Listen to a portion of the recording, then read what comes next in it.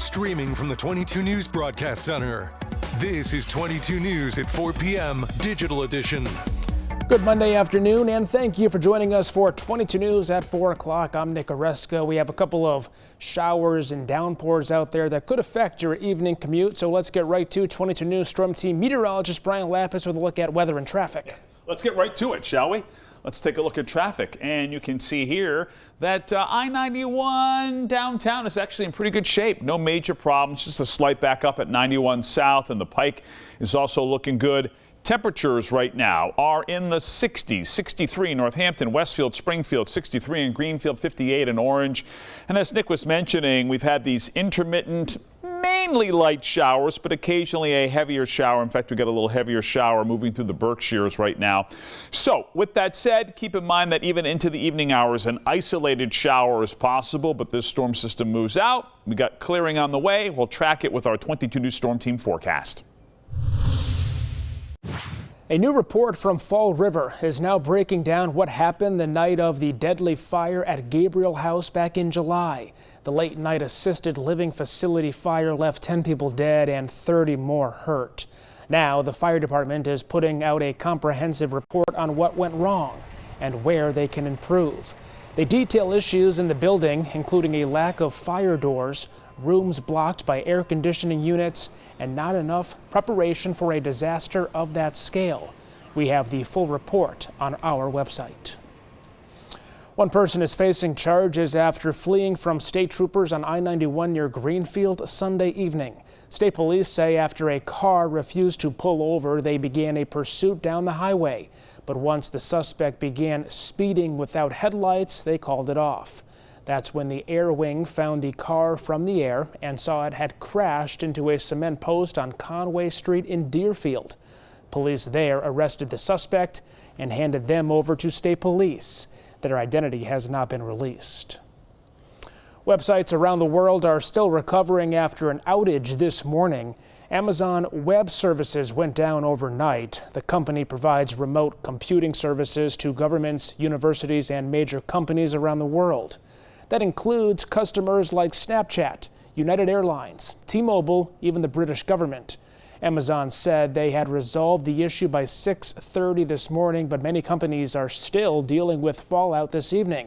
Officials say there is no evidence of any targeted attack. And as the government shutdown pushes on, now nearing its third week, lawmakers seem no closer to coming to an agreement. This makes this the third longest shutdown in history. If a spending bill is not passed by the end of the month, it could mean disruption to WIC programs. Then by November 1st, SNAP recipients may start to see some changes. The Senate is still set to vote this evening for an 11th time on a temporary spending bill, but no signs of progress have been made and the bill is not expected to pass. We're back now with meteorologist Brian Lapis. As we mentioned, Brian, some showers out there, but an eventual clearing will be taking place. Yeah, dry day here tomorrow, and actually the showers that we're getting right now are really scattered and hit or miss, as you can see here on the clouds and radar. Kind of a smattering of showers, and as we move into the evening hours, more of the same. 5 o'clock here this afternoon, scattered shower or two. 7 o'clock, kind of surrounded here by showers, and then mostly dry by 8, 9 o'clock, and then we clear out after midnight tonight. Overnight lows will be in the 40s here tomorrow morning. 7 o'clock, sunshine.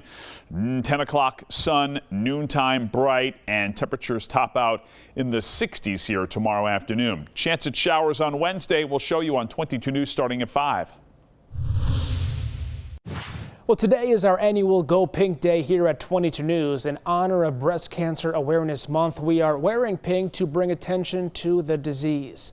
Plus, we'll be working for you tonight, sharing information about breast cancer and how to protect yourself and your loved ones.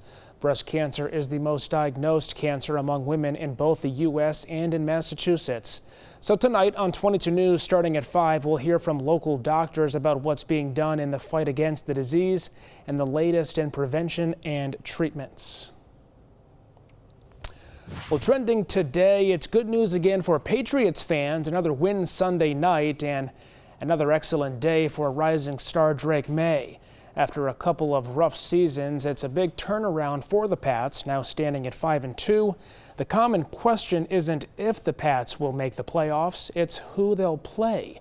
And Drake May breaking records again, going 21 for 23 in the air, resulting in a 91.3% completion rate yesterday. That breaks the single game completion record previously held by none other than Tom Brady himself. Well, the Louvre is still closed today after a historic jewel heist Sunday. Police say it happened in broad daylight, and the thieves took just 4 minutes to get into the museum and steal priceless jewels.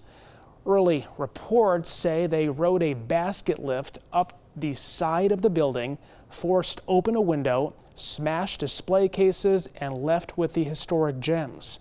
It makes the theft one of the most high-profile heists in living memory, just 250 meters away from the Mona Lisa. Tonight on 22 News, starting at 5 o'clock, as the government shutdown presses on, local organizations are now raising the red flag about how a lack of funding may soon affect residents. And while it is good news for the Patriots today, not so much for UMass. The Minutemen saw another devastating loss over the weekend, so we'll hear from the head coach about how they are bouncing back. Plus, from the 22 News State House Bureau, lawmakers are still working to set new standards for graduation. Advocates are sharing their recommendations today. Brian. Traffic running very smoothly, really no major problems downtown, even at the usual pinch points here at the 291 merge. Pike looks good. North of Springfield, I-91 looks good. We'll see you on 22 News at 5. And updates anytime at wwlp.com, the free 22 News app, and always on 22 News Plus. We will, as Brian said, see you tonight starting at 5.